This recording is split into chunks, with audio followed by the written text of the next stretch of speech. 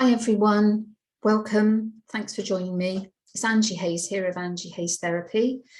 I run my private practice in Weston-super-Mare in the southwest of the UK.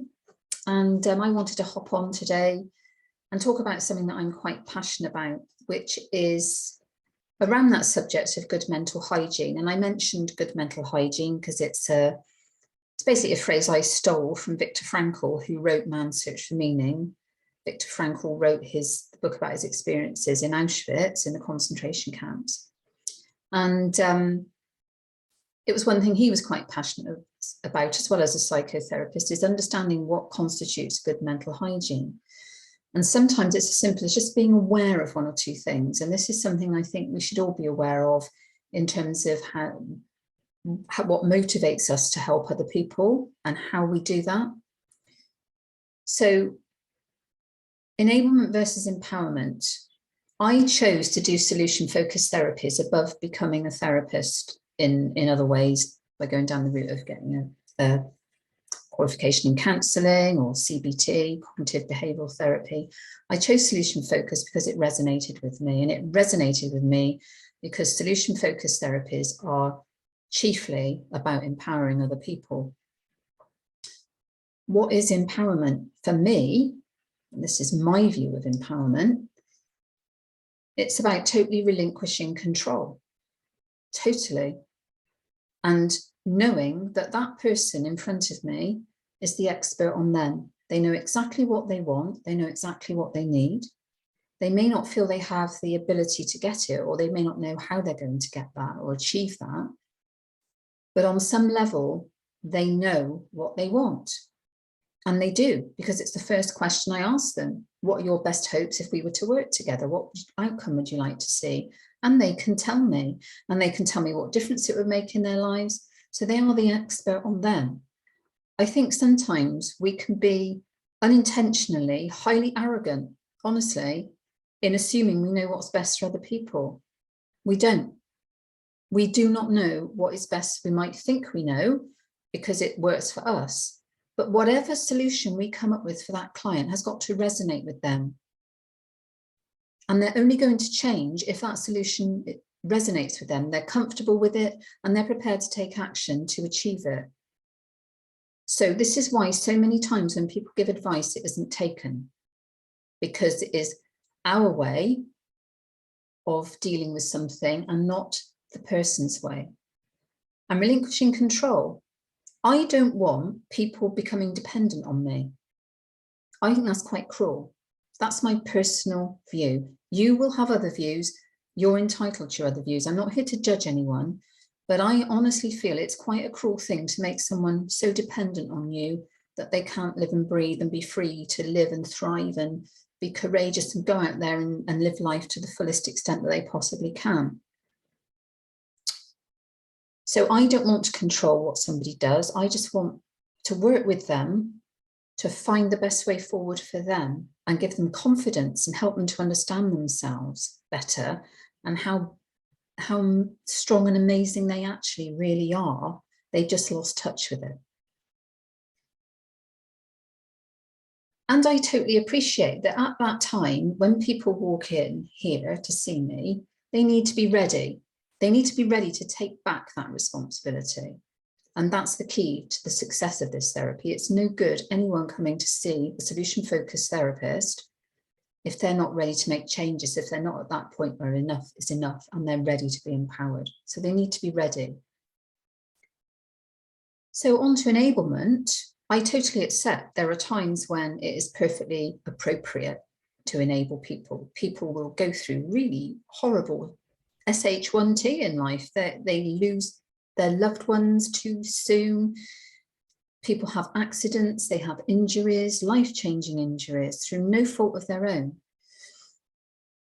And so they will need to have a little bit of that responsibility taken away to help them to conduct their lives and get into a place where they feel safe and they can start coming to terms with what's happened and deciding on what is best for them going forward. So it's so vitally important, I think, when you're helping somebody in that way, which is absolutely fine, to check in with them, because they need to have a choice. Because one of the things I find happens quite often is that people that have accepted help in that way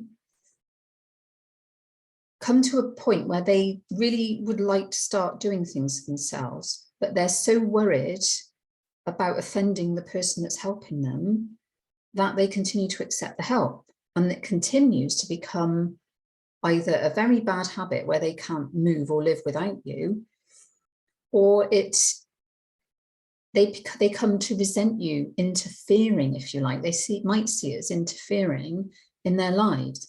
So if you're in this position with somebody, check in and give them the choice and have the open and honest conversation, because it's really important to understand where your enablement is coming from, what your motivation is for enabling somebody. And most often it's from kindness and worry and fear and guilt.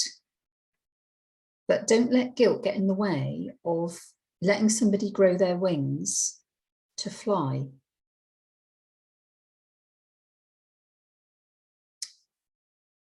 One of the things that happens quite frequently when I see people is they'll come to me and say, I've been through therapy and it was brilliant, but now I'm left. It's really helped me get through the problem, but now I just can't move forward. I'm stuck. I'm still responding and reacting in a way I don't like it. I've got no confidence, and this isn't how I want to live my life. And that's because I see sometimes that our more traditional, conventional therapies, they are fantastic in those moments where real traumatic events happen. They're absolutely fantastic in helping people to work through them by talking through the problem. And that's absolutely essential. They've got a very vital, essential role to play in our society and in supporting mental health. And I'm not here to be judgmental. And they work brilliantly for a lot of people, but for some people, they don't. They work to an extent and they leave them kind of hanging, and they can't move forward because they've learned a strategy for coping through the process, because it is a process. They've learned a coping strategy, but the coping strategy isn't leading them to a fulfilling life or helping them to understand how to lead a fulfilling life. So this is why we need to be very aware of the difference between enablement and empowerment. And when I'm talking about this with clients, I use the analogy of a wee, going for a wee. It's quite simple. Do you want to be enabled to have a wee, which actually means that I can undress you, I can carry you into the bathroom, and I can sit you on the toilet or point you at the toilet? The fact of the matter is, I can't do the wee for you. You've still got to do the wee. So on some level, people still have to take an element of responsibility for themselves, because nobody's going to do the wee for you. On the other hand, I could empower you so you just don't even think about it. You go in there with dignity and pride and total self-respect and do it yourself. That's not to say that people that need enablement don't have any self-respect, not at all. But it's how it makes you feel about yourself if you stay in that mode, or whether you want to be empowered, and the choice is entirely yours. So just remember that, my little loves. This video is not intended to upset anyone or to judge anyone for where they are or what they are doing or what part they play. But I just want it to trigger a suggestion of thinking about what place your input is coming from. Is it coming from a place of enablement? So is it guilt, worry, fear, kindness? And is it appropriate or inappropriate kindness? Or is it coming from a place of empowerment, which I think comes from a place of love? Because if you truly love somebody, you set them free. You set them free and give them the space to be who they're meant to be, living their lives how they want to be, relinquishing control and just setting them free.